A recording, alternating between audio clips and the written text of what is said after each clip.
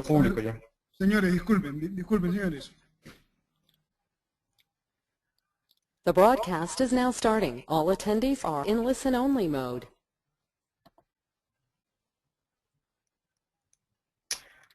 Muy buenas noches a todos los participantes, también a mis compañeros panelistas. Mi nombre es Asdrúbal Vargas, soy miembro del Consejo Ejecutivo de Estudiantes por la Libertad y además soy director del programa de webinarios.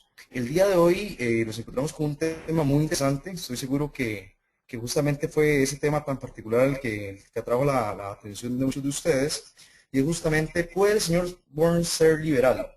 Esto va a ser una reflexión sobre el significado del liberalismo y cómo puede servirnos esta ideología como una vacuna ideológica frente al caudillismo latinoamericano.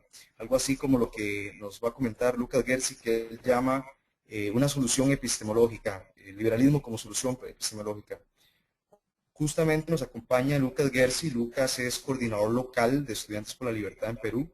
Además, es miembro fundador y fue analista de prensa en Altavoz. Lucas, bienvenido, un gusto que nos estés acompañando el día de hoy. ¿Qué tal, Asdrúbal? ¿Cómo estás? Para mí es un gusto enorme poder hacer el webinario y poder conversar con todos los que están aquí presentes. No, yo encantado, yo estoy al servicio de todos acá. Perfecto. Muchísimas gracias. Nada más para comentarles, gracias a esta plataforma vamos a tener la posibilidad de interactuar directamente con Lucas, el expositor de esta noche. Entonces, cualquier duda que vayan teniendo sobre este tema, Lucas más bien nos pidió que por favor lo interrumpamos para poder ir aclarando las dudas conforme vayan apareciendo. Otro dato es que si pueden compartir esto en las redes sociales como Facebook y Twitter, el hashtag webinarios y el hashtag es libertad, para que más personas se enteren y puedan unirse a esta transmisión de ¿puede el señor Burns ser liberal? Sin más, Lucas, te cedo la palabra para que hables del tema. En este momento te voy a poner como presentador para que puedas iniciar con el tema de la presentación. Buenas noches y Muy bien, todo tuyo el Asdrúbal. tema.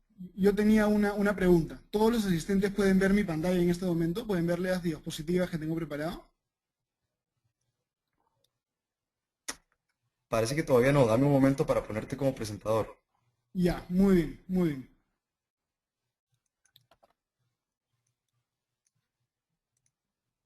¿Todos me escuchan? Te escuchamos perfecto. Ya, muy bien, excelente. Avísenme por favor en cuanto salga mis diapositivas para yo poder comenzar ya con la presentación propiamente dicha.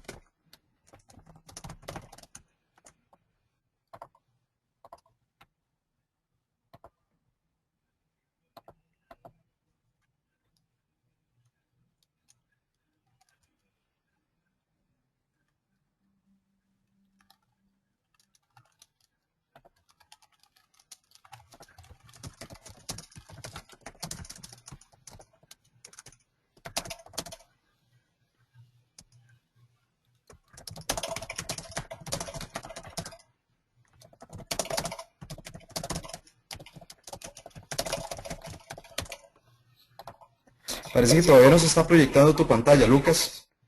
Ya, Vamos a volver a ponerte como panelista, nada más para volver a iniciar. Ahí te digo nada más un momento a todos los asistentes que tenemos en este momento, que ya se nos han estado uniendo bastantes. ningún problema, Drupal. Yo quedo al servicio de ustedes. Tú avísame nomás cómo es.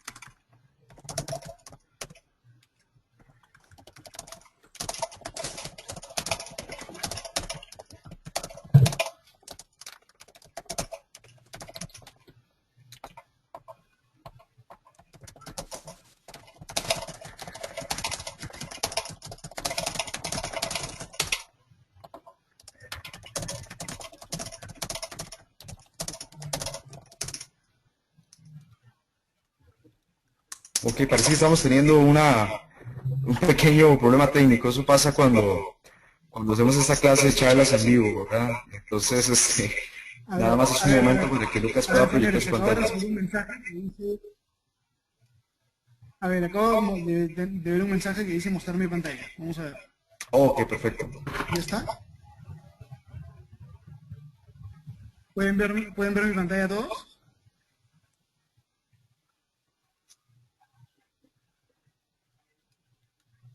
Asdrúbal, ¿pueden ver mi pantalla? De momento no, Lucas. Tienes que ponerle a aceptar por cualquier cosa. Sí, le Sale, pones mostrar pantalla y te aparece una segunda ventana. ahorita me sale un mensaje que dice en directo mostrando pantalla. En verde. A ver, vamos a ver. Ah, ok, perfecto, Lucas. Ahora sí estamos viendo la pantalla. Ya, muy bien, excelente, señores. A ver, entonces, ¿puedo comenzar? Adelante, Lucas, todo tuyo. Ya, muy bien, muy bien. A ver, quiero comenzar hoy día, ¿no? Agradeciendo a todos los que han venido, a todos los que se han conectado, porque verdaderamente es un acto de egoísmo, un acto muy grande de desprendimiento, que estén acá escuchándome hablar sobre liberalismo en una noche donde podrían estar haciendo cualquier otra cosa, ¿no? Muchas gracias a todos por venir y por estar acá. Yo quiero comenzar como usualmente diciendo en las presentaciones que a mí no me interesa tener un monólogo, yo lo que quiero tener es tener un diálogo. Entonces, si ustedes tienen dudas, si tienen preguntas, si tienen comentarios, si ustedes quieren insultarme, atacarme, preguntarme o interrumpirme de cualquier manera, yo voy a estar encantado de que me interrumpan. Es más, por favor, interrumpan. Por favor, manden sus preguntas, por favor, cuestionenme, porque de esa manera, y solamente de esa manera, voy a sentir que este webinario ha sido verdaderamente un éxito y verdaderamente ha logrado su objetivo, ¿no? O sea, por favor, sin miedo, señores, por favor, interrúmpanme todo lo que quieran, todo lo que les vean, ¿no? Entonces yo quiero comenzar un poco planteándoles la pregunta, ¿no? De por qué nos sirve el liberalismo en el siglo XXI, de por qué nos sirve el liberalismo hoy día, ¿no? Esa es la pregunta que yo quiero plantear, ¿no es cierto? Y por eso yo he preparado el siguiente collage que vemos acá. Ustedes pueden observar en este collage que yo he puesto a diferentes personajes de la historia, ¿no?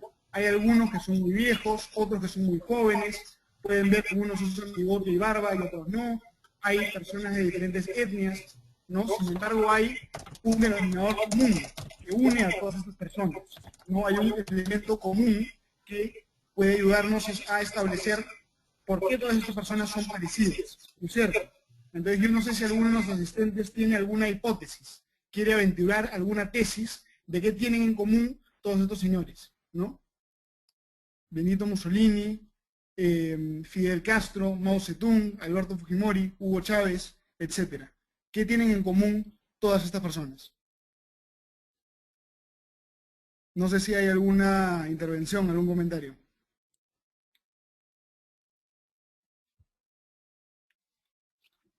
Bueno, en realidad la tesis que yo quiero aventurar es que lo que une a todos estos personajes, ¿no? El factor en común es que todos ellos son caudillos y que el caudillismo esencialmente es una actitud hacia el conocimiento, ¿no es cierto?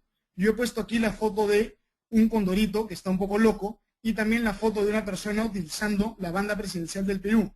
¿Y por qué cosa ha hecho eso? No, porque yo cuando llegué a la universidad me di con la sorpresa de que la mayor parte de mis amigos en el Perú querían ser presidente, ¿no? Hay una enfermedad muy común que es la enfermedad del loquito presidente, ¿no es cierto? Que casi todos sienten esta ambición, casi todos sienten esta idea un poquito arrogante de que ellos lo saben todo y de que ellos tienen todas las herramientas para asumir una posición de liderazgo, ¿no es cierto?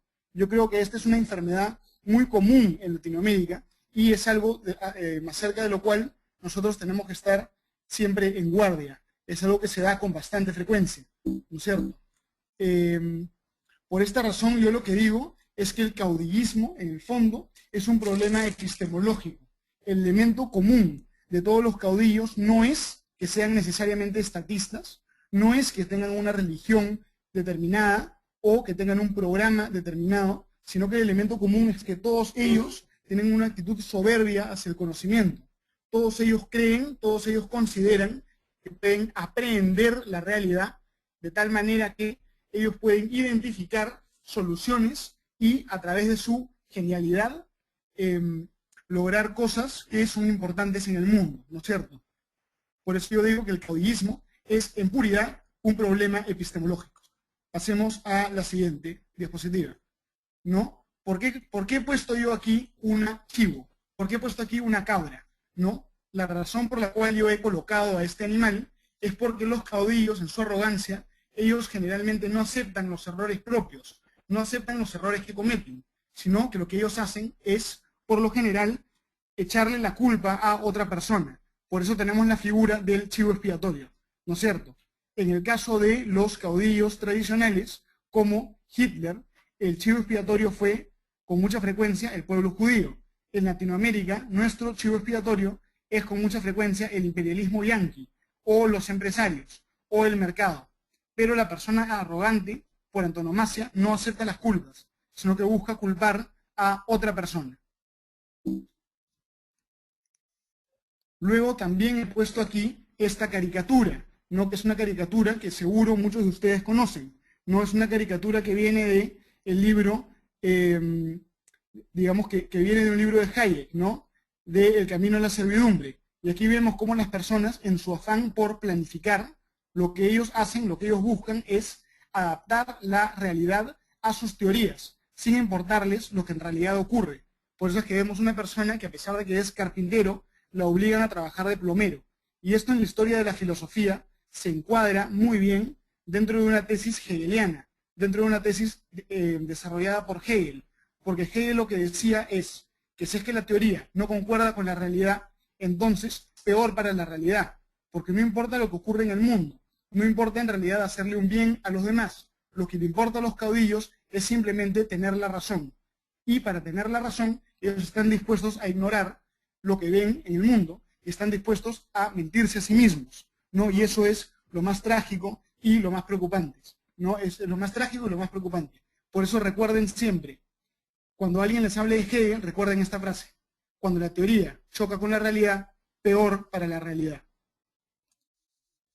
¿no? Luego también he puesto aquí una foto de Alejandro Magno, y es que Alejandro Magno tiene una anécdota muy muy bonita, una anécdota muy interesante, ¿no? Que relata un historiador griego llamado Plutarco. Lo que ocurría con Alejandro Magno es que él, en determinado momento, decidió que el mar Egeo estaba infestado de piratas. Se dio cuenta que habían demasiados piratas en el mar. Entonces él organizó una campaña para buscar a los piratas, apresarlos a todos, derrotarlos y acabar con ellos. Entonces, al término de esta campaña completamente victoriosa, un pirata se acercó a Alejandro Magno y le dijo: Alejandro, en realidad lo que yo hago es exactamente igual a lo que tú haces. Tú y yo en realidad hacemos lo mismo, solo que tú lo haces con un gran ejército y te llaman emperador, y yo lo hago con mi pequeño barquito y me llaman pirata. ¿No es cierto? ¿Esto a qué cosa va? Esto va que en el fondo el poder del Estado, en el fondo el poder del caudillo, es un poder violento, no es un poder violento. Y a pesar de que está adornado por la legalidad, ¿no? Lo que hacen los caudillos cuando ocurre esto, o cuando ocurre esto, en realidad es muy parecido, en realidad es lo mismo que lo que hacen los matones o los criminales cuando ocurre esto, ¿no es cierto? Entonces nosotros como liberales tenemos que estar muy atentos, ¿no es cierto? Tenemos que estar muy atentos que el uso de la violencia, no porque esté vestida de seda, no porque esté engalanada del poder, deja de ser violencia. Y que una persona que cree que sabe todo, una persona que está dispuesta a hacer cualquier cosa para comprobar sus teorías, independientemente de lo que ocurre en la realidad, rápidamente puede convertirse en un matón, ¿no es cierto? Entonces, a la luz de todo esto, es evidente que tenemos un problema. Si vivimos en un continente de loquitos presidentes y vivimos en un continente de caudillos, ¿no es cierto?, tenemos que inventar una estrategia, tenemos que desarrollar un plan para que las personas pacíficas, las personas que les gusta vivir tranquilas, no las personas normales y las personas apacibles por lo general, puedan vivir sin estar subyugados permanentemente al yugo de los caudillos y a la violencia de los caudillos, ¿no es cierto? Entonces, la pregunta que yo quiero plantearme hoy día es qué cosa hacemos para protegernos de los caudillos de forma sistemática y efectiva, ¿no es cierto? ¿Cuál va a ser nuestra estrategia? Entonces, la tesis que yo quiero aventurar es que el liberalismo es precisamente esta solución epistemológica frente a un problema epistemológico. Y esto, como ustedes van a ver, es una tesis que a mí me parece innovadora, porque generalmente la gente, cuando habla de liberalismo, empieza a hablar de liberalismo como una forma de exaltar al individuo, o empieza a hablar de liberalismo como una forma de, o digamos parten de que el mercado es lo mejor, o parten de que el mercado no tiene fallas, o parte de que hay que destruir el Estado. Yo creo que ese no es el punto de partida adecuado. Yo creo que el punto de partida adecuado es atar el liberalismo con la epistemología, atar el liberalismo con la teoría del conocimiento, ¿no? Entonces, por eso yo quiero empezar un poco a comentarles qué cosa no es el liberalismo, ¿no? Generalmente, en las universidades, en las calles, en la sociedad latinoamericana en general, se presume que ser liberal es estar a favor de los inversionistas, es estar a favor de la bolsa de valores, es estar a favor de Yanacocha, que es una empresa minera muy famosa en el Perú, es estar a favor de los poderosos y a favor de quienes amasan el gran capital, ¿no es cierto? Sin embargo, yo quiero cuestionar esa tesis, y por eso yo vengo a decirles el día de hoy que el liberalismo no es igual al señor Burns, ¿no? Repito, porque cuando era chico, a mí me enseñaron que había que repetir las cosas para que la gente lo entienda. Entonces, de nuevo, el liberalismo no es igual al señor Burns, ¿no es cierto? ¿En qué voy a esto? ¿A qué cosas quiero llegar? Lo que quiero decir es que normalmente las grandes empresas en Latinoamérica no están acostumbradas a trabajar en una lógica de mercado, están acostumbradas a pedir favores, están acostumbradas a utilizar la violencia del Estado para lucrar, ¿no es cierto? Y eso es algo a lo cual los liberales tenemos que enfrentarnos y es algo que tiene que estar muy claro, porque esto es un prejuicio que mancha el nombre del liberalismo y es un prejuicio que tenemos que combatir y que tenemos que dejar muy claro al momento de difundir nuestras ideas y al momento de cultivar la teoría del cambio social que Estudiantes por la Libertad cultiva y que Estudiantes por la Libertad promueve. Entonces, esto es parte del enfoque que quiero dar y de las reflexiones que quiero tener y que quiero compartir con ustedes esta noche, ¿no? Entonces, por esta razón, yo lo que vengo a decirles, lo que quiero comentarles, es que la premisa básica del liberalismo es la provisionalidad del conocimiento, ¿no? Como dice nuestro querido amigo y profesor Alberto Venegas Lynch, la base del liberalismo es que nada está terminado, que las cosas están abiertas, que uno poco a poco la trabaja y que a través de procesos de ensayo y error se acerca a la verdad a través de un proceso de diálogo con los demás y a través de un proceso de coordinación con los demás. El fundamento del liberalismo es que ni el Estado ni nadie debería concentrar demasiado poder porque las personas somos esencialmente falibles y cuando se concentra poder, entonces nosotros creemos que nuestro conocimiento fragmentario y parcial de la realidad en realidad es un conocimiento sistemático y total de la realidad. Y eso nos lleva a la fatal arrogancia y eso nos lleva a cometer errores, ¿no? Por eso yo reitero, la premisa básica del liberalismo es la provisionalidad del conocimiento, ¿no? Por eso he puesto también estas tres fotos, ¿no? Estas tres imágenes. ¿Por qué? Porque buena parte de los mayores inventos, de los hallazgos más fascinantes de la civilización occidental y de los logros más grandes del género humano, no son invento de nadie, no son fruto de la creación individual, sino que responden a mecanismos de coordinación colectivos. Quizá les suena socialista, quizá les suena inverosímil, pero es cierto, ¿no? ¿Quién inventó el dinero, por ejemplo? La respuesta es que nadie lo inventó. La respuesta es que poco a poco las personas se dieron cuenta que como habían algunas cosas más escasas que otras, por ejemplo, determinado tipo de conchas o determinado tipo de metales en la antigüedad, que eso se podía usar como un método de intercambio generalizado. Entonces el dinero nadie lo inventó, el dinero lo inventaron todos y a la vez no lo inventó nadie. El dinero evolucionó. Es decir, este gran invento no llegó a nosotros por un loquito presidente o por un caudillo, sino por un conjunto de individuos trabajando de forma libre, ¿no? De forma desordenada, de forma espontánea.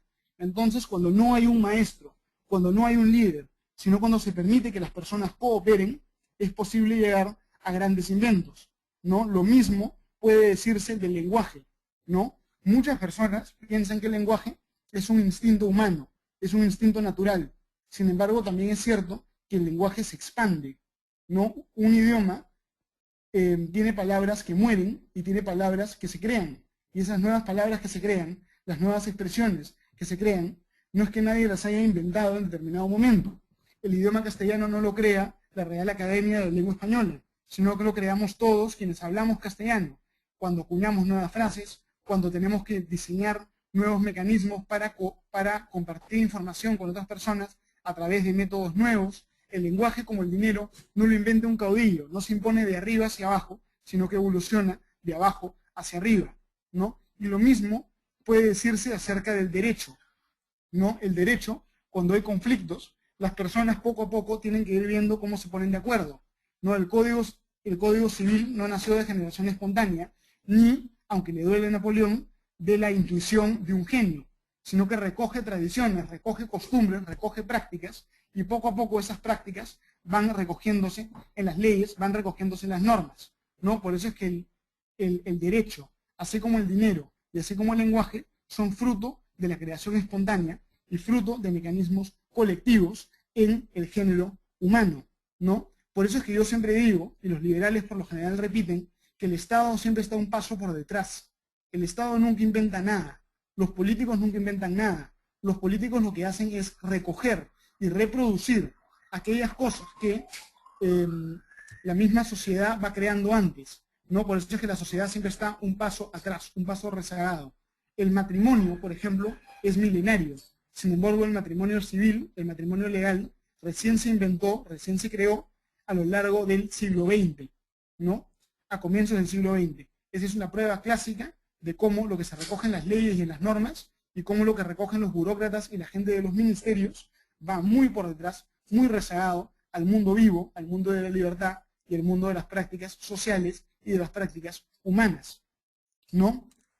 Por esa razón, yo lo que quiero decirles, y probablemente varios de ustedes van a querer pegarme por decir esto, es que el liberalismo no busca exaltar al individuo, ¿no? El liberalismo no es individualista, por el contrario, es anti-individualista, ¿no? Por eso es que a mí, en lo personal, y podemos discutir esto en otro momento, me parece que Ayn Rand, por ejemplo, no es liberal, ¿no? Hay que tener mucho cuidado, porque aquel que quiere exaltar al individuo, lo que hace es exaltar la voluntad, lo que hace es vender el mito de que cualquier persona armada con ideas locas, armada con una voluntad de hierro, puede hacer cualquier cosa.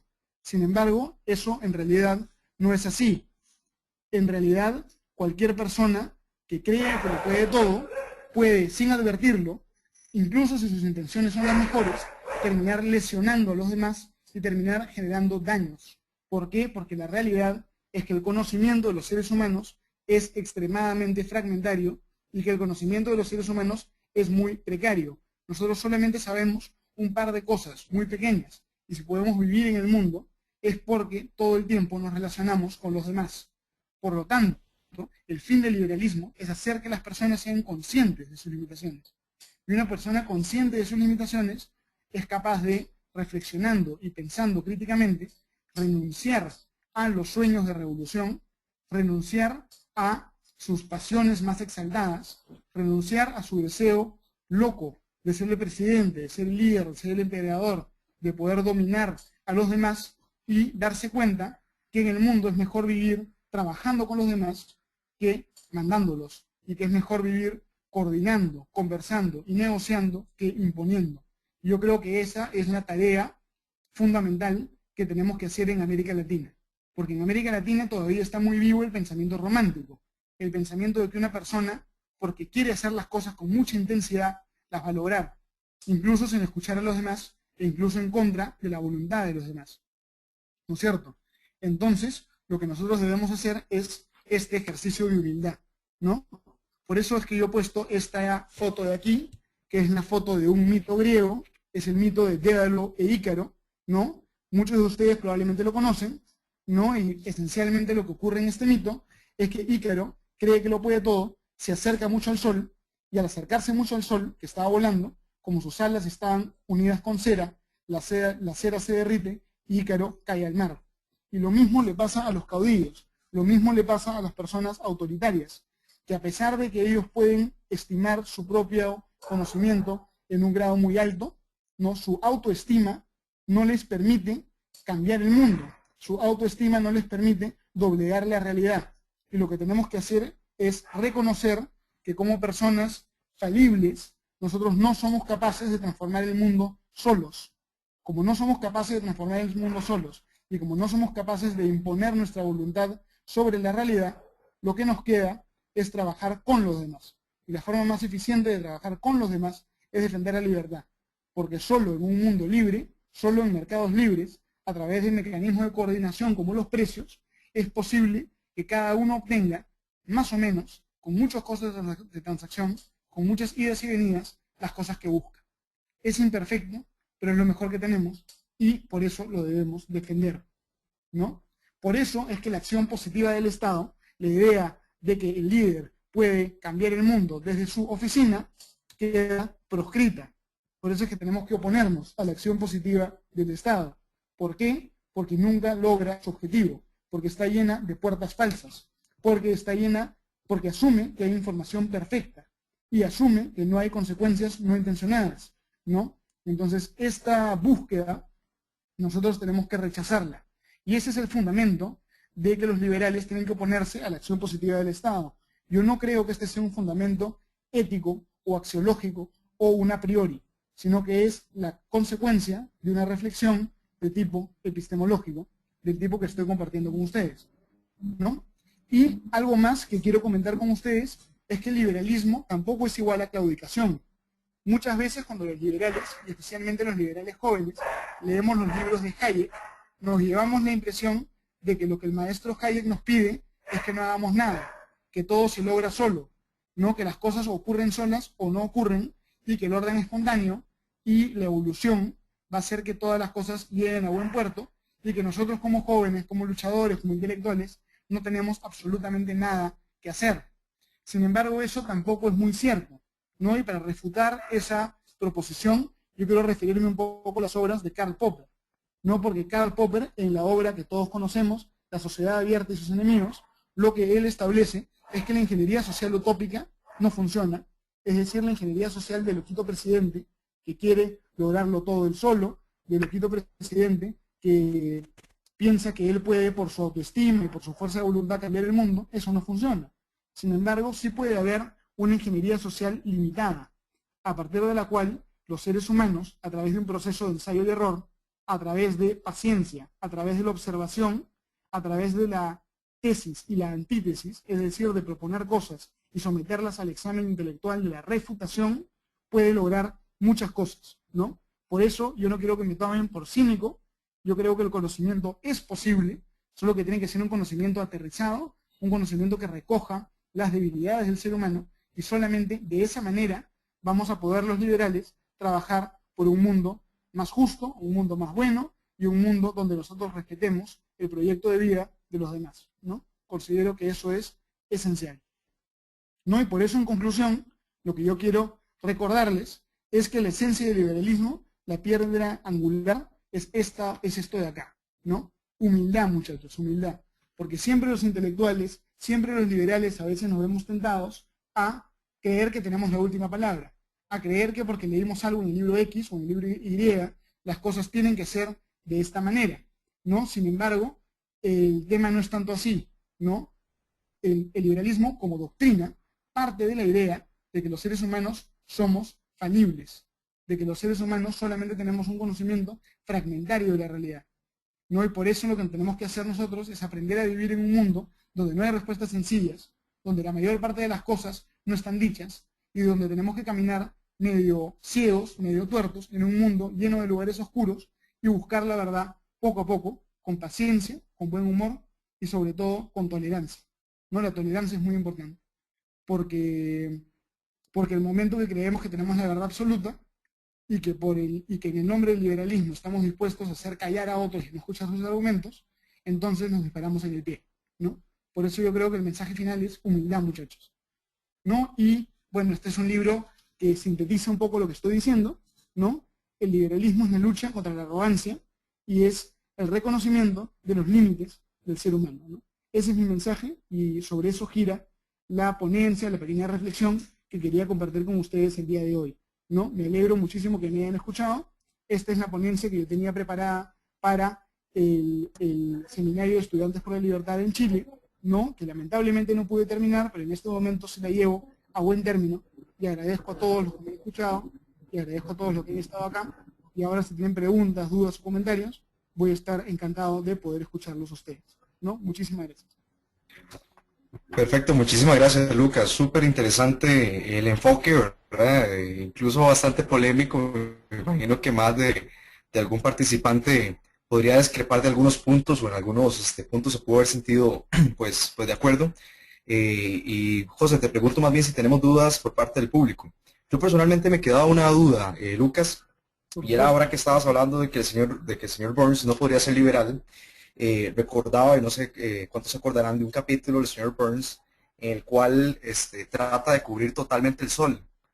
Trata de cubrir totalmente el sol con el fin de generar un monopolio de la electricidad en Springfield, ¿verdad? Entonces eso me recordó que no solo tenemos esos políticos locos que se creen que tienen la capacidad de cambiar el mundo por sí solos, sino también empresarios, ¿no? Y que como señor Burns tenemos montones en América Latina que lamentablemente Sí. monopolizan industrias, se aprovechan de la coerción estatal para hacer valer su negocio y quería saber un poco si podías desarrollar ese punto. Claro, en realidad me parece muy bacán que lo traigas a luz, porque recuerdo que hay una historia muy famosa de Bernardo de Maldeén, de un empresario mercantilista, que lo que hace es querer prohibir la luz solar para poder tener un monopolio de velas y un monopolio de abrigos, ¿no? Entonces se vincula muchísimo a lo que hacía el señor Burns acá.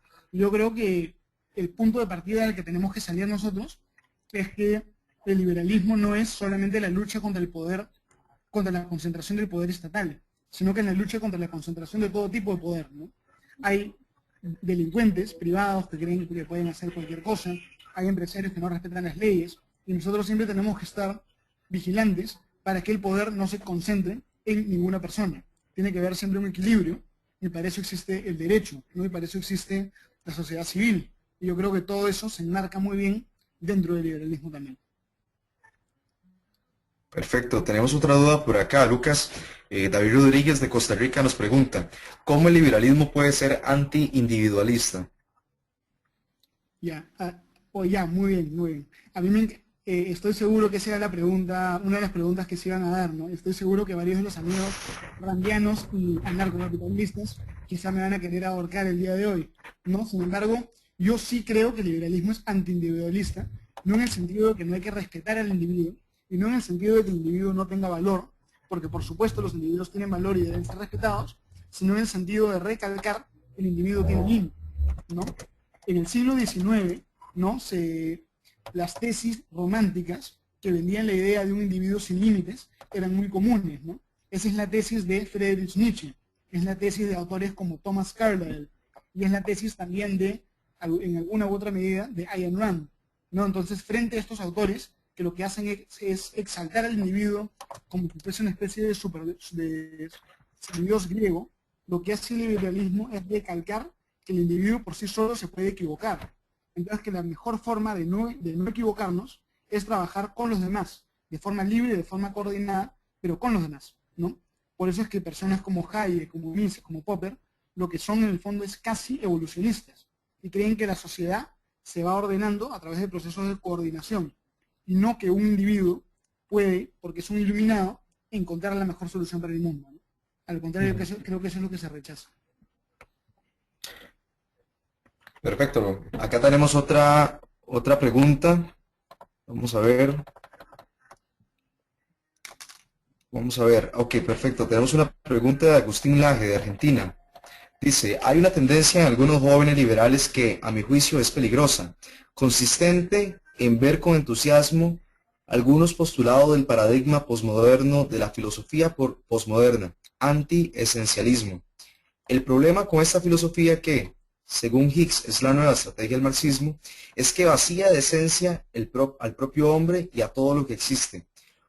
Entonces la pregunta es, ¿cómo defender valores si no hay esencia? ¿La libertad pasa a ser entonces una construcción discursiva, como plantean los posmodernos? Uh-huh. Uy, Esa sería la pregunta. es una pregunta que desafía muchísimo, ¿no? Es una pregunta que desafía mucho, porque en realidad, si estudiamos toda la historia de la filosofía, podemos darnos cuenta que es una gran batalla entre aquellos que piensan que es posible conocer la esencia de las cosas y aquellos que piensan que es posible, y aquellos que piensan que no es posible conocer la esencia de las cosas, ¿no? Por un lado tenemos, por ejemplo, a Aristóteles y a Platón, que pensaban que sí se podía conocer, y por otro lado teníamos, por ejemplo, los sofistas, los sofistas han sido muy difamados, pero que ciertos autores ahora los reivindican, de que no es posible conocer la esencia de las cosas, ¿no? Y en el fondo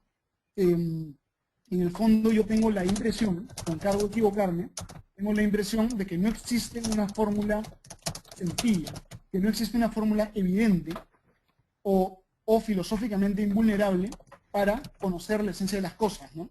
Hay muchísimas teorías distintas de qué es la esencia de las cosas, de qué es la verdad, de qué es la realidad que se han formulado en el mundo, ¿no? Y varias de ellas nos llevan, por ejemplo, al historicismo, varias de ellas nos llevan al marxismo o al hegelianismo.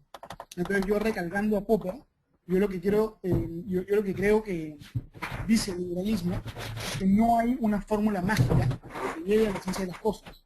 Si las cosas efectivamente tienen una esencia, cosa que creo nadie está seguro, esa esencia la vamos a encontrar poco a poco, a través de procesos de ensayo y error. Entonces, no sé, Agustín, quizá yo estoy en desacuerdo contigo en este punto.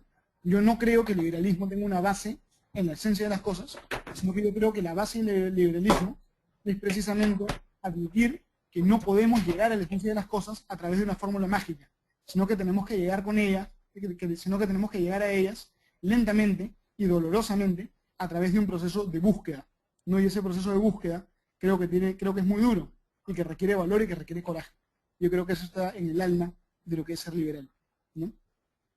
Perfecto, tenemos un par de preguntas más por acá. Lucas, la primera es de Pablo Gutiérrez. Dice, muy buena presentación, muchas gracias por dedicar este tiempo para hablar sobre el liberalismo. Solo para añadir sobre el tema de Rand, ella misma llama a los liberales, buscadores de publicidad, y que nada dicho por ellos es original, es solo una copia de sus ideas, objetivismo. Ujú. Esto sería más un comentario en el cual puedes hacer una referencia, ¿no? Y acá tenemos otra pregunta, tal vez para darla de una vez. Y Lucas dice, la idea de cambiar que el líder político sea un presidente democrático, un caudillo, tome decisiones, conlleva a cambiar los sistemas políticos jurídicos en diversos países de América Latina. Evitar que falle un sistema en que sean entonces los individuos, como un todo, tome decisiones, ya que es mucho más difícil poner de acuerdo a un amplio grupo de personas con intereses individuales. Sirve de ejemplo la misma democracia que en muchas ocasiones falla en solucionar rápidamente los problemas, mientras que iniciativas de ley individuales en ocasiones tienen mucho mayor éxito al convencer al público. Esta pregunta es de Abraham Salazar, de Costa Rica. Bueno, ahí ya estamos navegando casi que en aguas de anarcocapitalismo, ¿verdad? Muy Si bien, quieres señores. responder esas dos preguntas, y tenemos otras preguntas acá a las cuales hacer referencia. Excelente, señores. A ver, primero quiero comentar un poquito el tema de Ayn Rand, ¿no? Reflexionar un poco el tema de Ayn Rand. Nosotros en el Perú, por ejemplo, tenemos a Ayn Rand como una extraordinaria forma de introducir a alguien al liberalismo, ¿no? La gente cuando lee a Ayn Rand se emociona, llora, conmueve profundamente, es una cosa profundamente heroica, ¿no? Sin embargo, algo que yo he advertido y que otros liberales también han advertido, por supuesto es controvertido y pueden haber muchísimos debates, ¿no? Pero lo que yo he advertido es que Ayn Rand parte de una asunción que es profundamente autoritaria, ¿no? El autoritarismo de Ayn Rand se funda en que ella, a través de un mecanismo que llama racional, puede saber qué es la verdad y que todos aquellos que vayan en contra de esa verdad deben ser, pues, cacheteados, ¿no? Deben ser cacheteados por oponerse a su verdad objetiva. Yo creo que esto plantea problemas. Yo creo que esos problemas se expresaron claramente en su vida personal y en la experiencia de Ayn Rand, ¿no? Si leemos su vida, vemos que ella era una especie de gurú de una secta de personas, que las personas que disentían, las personas que estaban en contra de ella las expulsaba, las prácticamente excomulgaba de la secta de objetivistas, ¿no? Entonces ahí vemos que hay una pequeña tiranía, ¿no? Lo que hacen los hermanos Castro en Cuba, Ayn Rand lo hacía con su secta de objetivistas, que además era, bueno, esta es una anécdota, que además era una especie de secta poliamorosa, donde todos eran amantes de todos. No, eso por un lado. Entonces, por eso yo tengo mis reparos con Ayn Rand, y el día que alguien quiera debatir conmigo sobre Ayn Rand, yo encantado y fascinado de hacerlo. Por otro lado, el tema de la democracia, ¿no? Yo creo que Popper también habla muy bien del tema de la democracia, ¿no? Porque la democracia no es un sistema perfecto, sino que meramente para Popper, y yo comparto esto también, es un sistema que lo que hace es permitir que haya cambio de un régimen a otro, minimizando la cantidad de sangre y la cantidad de violencia. Entonces la democracia lo que hace es reducir costos de transacción. No es más barato y más satisfactorio para todos que hay un cambio de régimen por elecciones que por guerra civil, que probablemente sería la alternativa, o por golpe de Estado, que sería la alternativa. Entonces la democracia, yo creo, no es una solución a nada, ¿no? Yo creo que puede ser muy mala, pero yo creo que igual es una condición sine qua non, ¿no? Una condición sin la cual no puede haber liberalismo, esencialmente porque asegura la paz. Entonces, por eso es que yo soy un defensor de la democracia. Creo que es la mejor garantía de la paz. Perfecto, muchísimas gracias. Tenemos acá otras preguntas también, Lucas. Carla Andrea nos dice, ahora vos estabas hablando sobre el tema de los balances, ¿cierto? Ella nos pregunta, ¿cómo se conseguiría ese equilibrio para llevar a cabo el liberalismo en América Latina? Uy, esa es una pregunta muy difícil. La verdad es que yo no tengo idea, ¿no? Yo estoy todavía intentando averiguar cómo se consigue ese equilibrio y tengo la suerte, ¿no? Y la gran alegría de que muchas otras personas en toda América Latina me están ayudando a encontrar ese equilibrio, ¿no? Yo creo que hay que predicar mucho el liberalismo, ¿no? Y predicarlo no solamente entre conversos, sino predicarlo también en ambientes nuevos, en ambientes novedosos, ¿no? Primero las universidades privadas, cuando eso termine, las universidades nacionales. Después de las universidades nacionales, también en la calle, con pequeños trabajadores, con trabajadores informales, con gente más humilde. Yo creo que es un trabajo de educación, un trabajo de discusión, ¿no? Y sobre todo, romper esa idea de que lo que el liberal busca es solamente su provecho, no su provecho egoísta, su provecho económico, porque en realidad lo que el liberal busca es una sociedad donde todos podemos estar mejor, ¿no? Yo creo que no es pecado decir eso, y yo creo que el liberalismo en realidad lo que hace es asegurar el bienestar de todos a través de un sistema que controle a aquellos que creen que saben todo, ¿no? Entonces yo creo que podríamos llevarlo por ahí y convertir a un montón de gente con espíritu socialista que se den cuenta que en el fondo son liberales. Perfecto, acá tenemos un comentario de parte de Vinicius Frizardo que dice, es importante que se diferencie entre colectivismo por metodología como, perdón, que se diferencie entre colectivismo y individualismo como metodología, no como creencia en que individuos deban ser exaltados. Me parece que era un poco referencia a lo que estabas hablando del espíritu, ¿no? Mm. Acá tenemos otra pregunta, te dice, qué suerte poder haber podido escuchar finalmente tu presentación, Lucas. Un breve comentario. Creo que el tema está en el sentido en que muchas personas le dan a la palabra individualista. Para algunos tiene una connotación negativa al asociarla con el egoísmo extremo. Como decía Alberto Venegas Lynch, para otros positiva. Si bien no estoy completamente de acuerdo con tu postura sobre el individualismo, hay que rescatar que muchos austriacos comparten tu postura. Ahora, insisto, creo que el tema está en la connotación que se le dé a la palabra. No hay que dejar de lado que una de las bases de la economía austriaca es el individualismo metodológico, que estaría resaltando al individuo. ¿Me expliqué o no? Este comentario de Guillermina de Argentina. Ya, muy bien. Muchas gracias a ambos por las preguntas, ¿no? En realidad ambas preguntas se vinculan a lo que es el individualismo metodológico, ¿no? Que es uno de los presupuestos de la economía austríaca. Y yo creo que como correctamente se ha recalcado, el individualismo metodológico no es el individualismo al cual yo me he referido en esta presentación. El individualismo como doctrina filosófica pura, lo que hace en realidad es, digamos, predicar que el individuo armado de su voluntad lo puede todo. Y ese es el individualismo de Nietzsche, es el individualismo de Carlyle, ¿no? Y de varios otros filósofos. Sin embargo, el individualismo de los austriacos no es ese. El individualismo de los austriacos lo que plantea es que la sociedad o la comunidad no es un centro de imputación de derechos, de valores, de ideas, de pensamientos, ¿no? Por ejemplo, lo que te diría un austriaco es que es una falacia decir que la sociedad piensa, o la sociedad cree, o la sociedad hace, porque la sociedad como entidad no existe. Eso en el fondo es una figura literaria, no de animismo, una metáfora. En realidad solo los individuos creen, hacen, piensan. Entonces, por ese lado, hay que ser individualistas y hay que defender el individualismo. No, pero es un individualismo distinto. Ese individualismo lo que hace es reconocer que solamente los individuos pensamos y sentimos y que las colectividades, las comunidades, en realidad son agregados, ¿no? Y que imputarles a estas características propias de los individuos no es sino un ejercicio retórico, vano y fútil, ¿no? No sé si eso responde a la pregunta o clarifica un poco la cosa. Perfecto. Acá David Rodríguez de Costa Rica también agrega un detalle que aparentemente se escapó de su pregunta. que es la definición que da la RAE en el sentido del carácter liberal, ¿no? Que dice tendencia filosófica que defiende la autonomía y supremacía de los derechos del individuo frente a los de la sociedad y el Estado. Esto como una dicotomía a lo que vos estabas planteando de que, bueno, vos no considerás que el liberalismo sea individualista, ¿no? Que más bien debe ser antiindividualista. No sé qué opinas al respecto. En realidad quizá me tomé una libertad muy grande, quizá para provocarlos y para ver qué reacciones tenían, ¿no?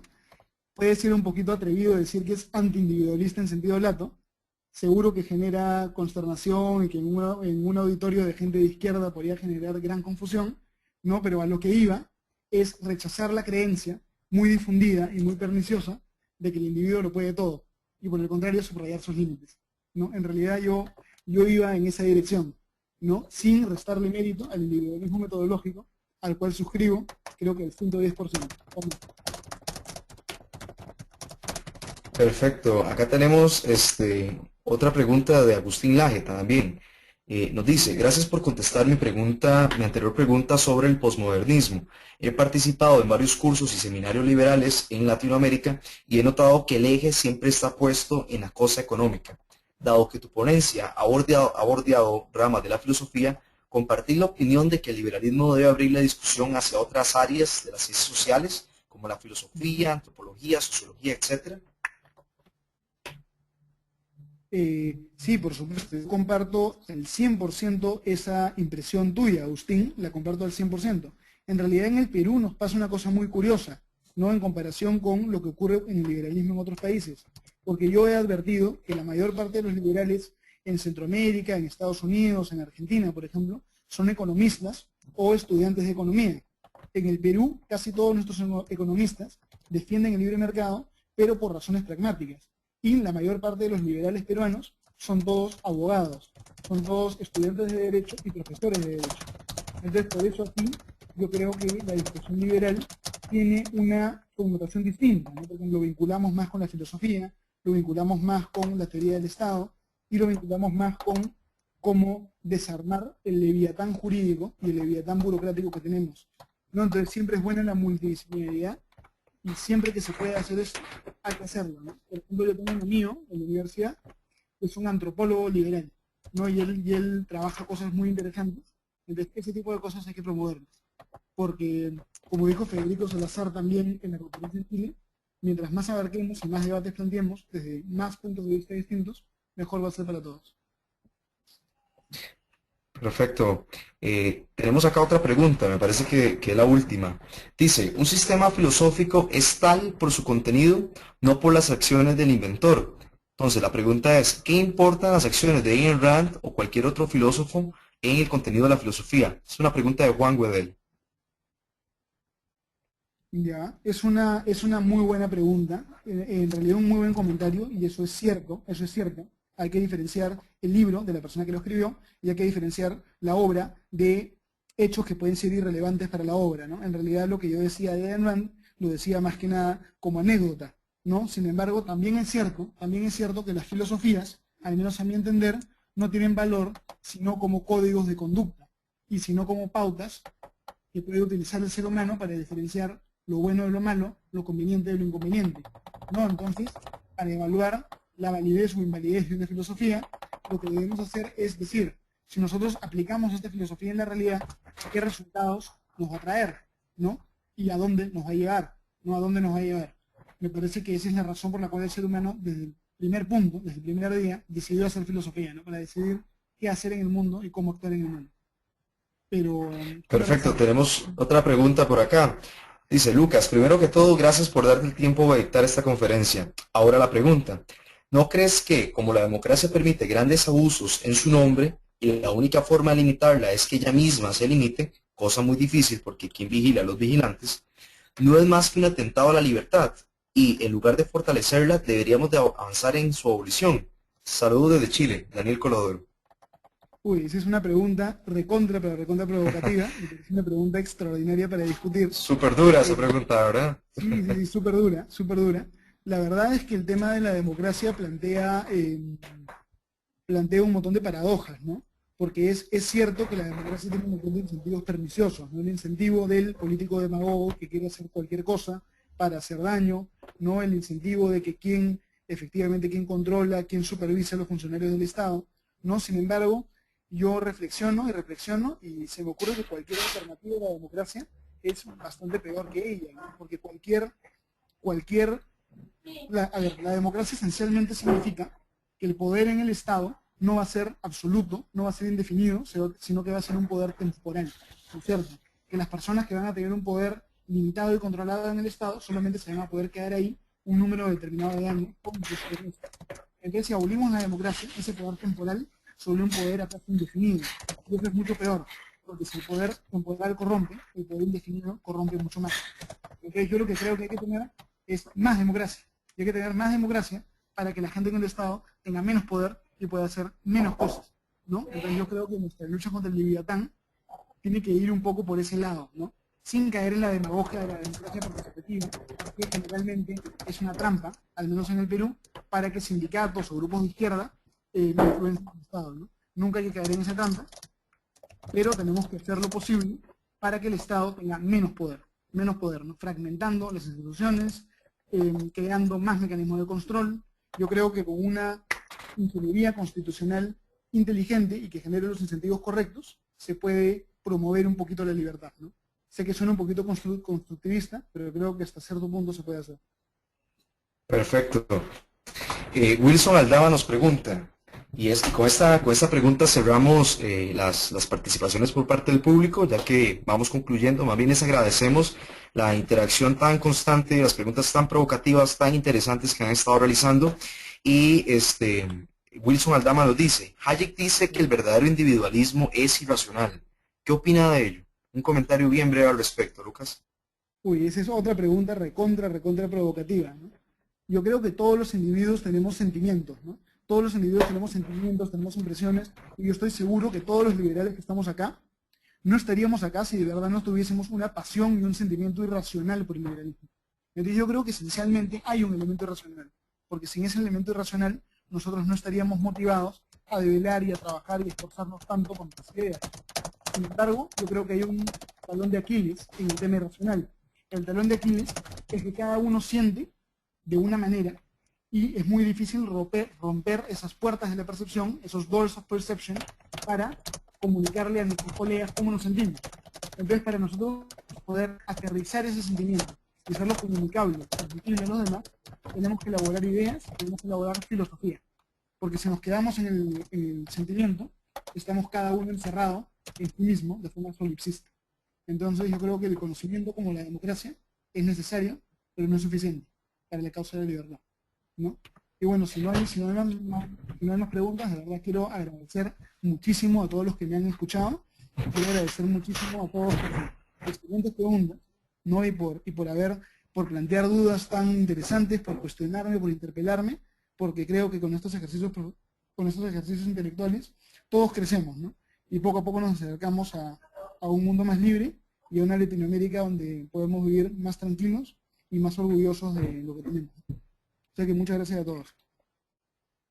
Perfecto, la verdad que me parece que la reflexión que hiciste sobre esa última pregunta nos deja un reto pendientes como liberales, como jóvenes líderes que queremos un cambio para nuestras sociedades latinoamericanas, y la verdad que de parte de Estudiantes por la Libertad y de parte mía y de parte de todo el staff les agradecemos muchísimo a todas las personas que han estado pegadas desde todas partes de América Latina haciéndonos preguntas, estando pendientes a las intervenciones y demás. Realmente me parece que ha sido un webinario sumamente exitoso. Lucas, agradecerte también por esta presentación tan clara, tan concisa, tan provocadora que acabas de hacer al respecto, e invitarlos a todos los que nos están escuchando en este momento a seguir pendientes de las noticias de Estudiantes por la Libertad. Nos pueden seguir en Twitter como @eslibertad, en Facebook estamos como Estudiantes por la Libertad, y recordar visitar nuestro sitio web www.eslibertad.org para estar pendientes de las novedades de la red de Estudiantes por la Libertad. Muchísimas gracias, que pasen una excelente noche y que tengan un excelente resto de semana. Buenas noches, hasta Muchísimas luego. gracias. Muchas gracias, Rubén, por todo. Fue excelente.